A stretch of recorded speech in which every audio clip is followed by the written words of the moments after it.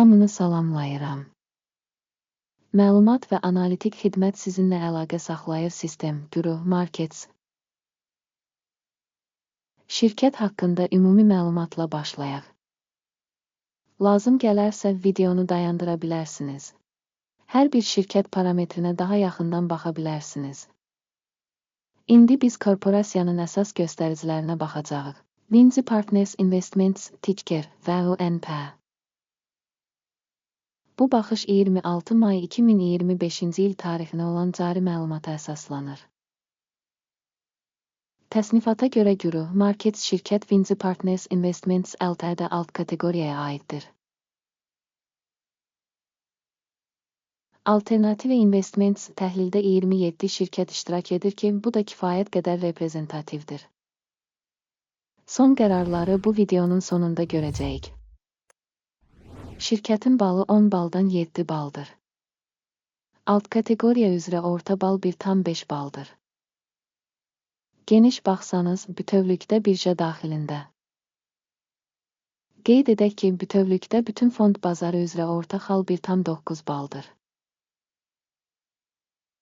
Şirkətin 7 balına qarşı Lindsay Partners Investments Ltd.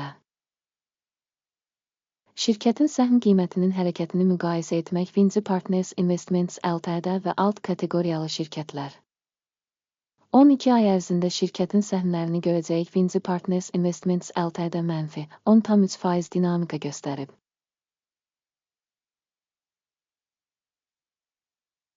Alt kateqoriyadakı qiymət dəyişikliklərinə qarşı %16,9. Şirkətin bazar kapitallaşması Lindsay Partners Investments $0,63 milyard təşkil edir. 658 milyard dollar bazar kapitallaşması ilə alt kateqoriya 1,5 milyard dollar dəyərindədir. Şirkətin balans dəyəri 0,25 milyard dollar olaraq qiymətləndirilir. 113 milyard dollarlıq alt kateqoriya kapitallaşması ilə. Bazar və balans kapitallaşma paylarını müqayisə edərək aşağıdakıları görürük.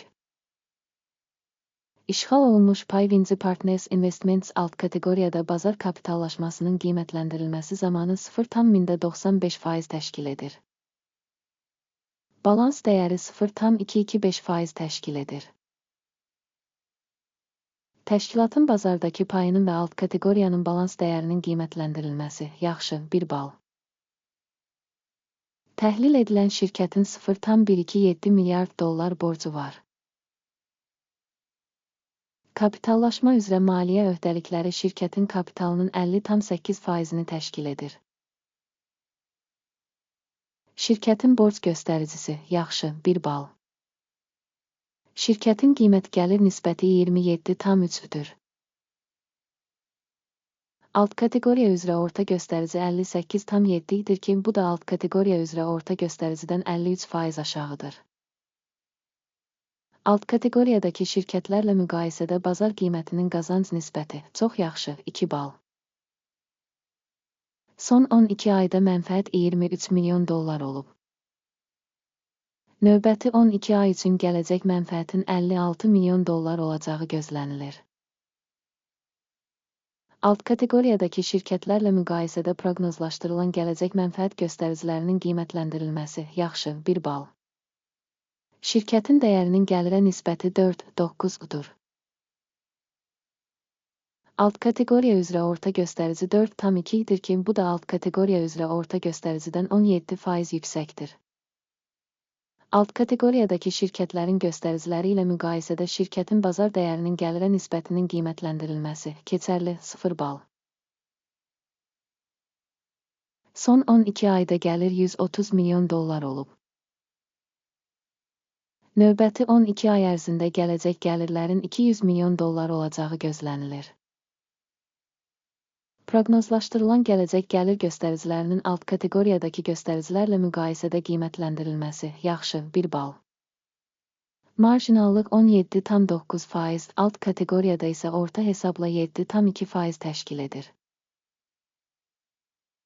Alt kateqoriya göstəriciləri ilə müqayisədə satış marjasının qiymətləndirilməsi, yaxşı, 0,5 bal. Alt kateqoriyada işçilərin sayına görə şirkətin payı 0,213% təşkil edir. Bu, bazar kapitallaşma payından 124% çoxdur. Şirkətin bir işçisinə düşən kapitalın məbləği $1054.000 və alt kateqoriyada $2,360.000. Alt kateqoriyadakı şirkətlərin göstəriciləri ilə müqayisədə bir işçiyə düşən şirkətin bazar kapitalının qiymətləndirilməsi yaxşı 0,5 bal. Şirkətin bir işçiyə düşən mənfəəti $38,600.000. Alt kateqoriya üzrə orta hesabla $40,200. Alt kateqoriyadakı şirkətlərin göstəriciləri ilə müqayisədə bir işçiyə düşən mənfəətin qiymətləndirilməsi keçərli 0 bal.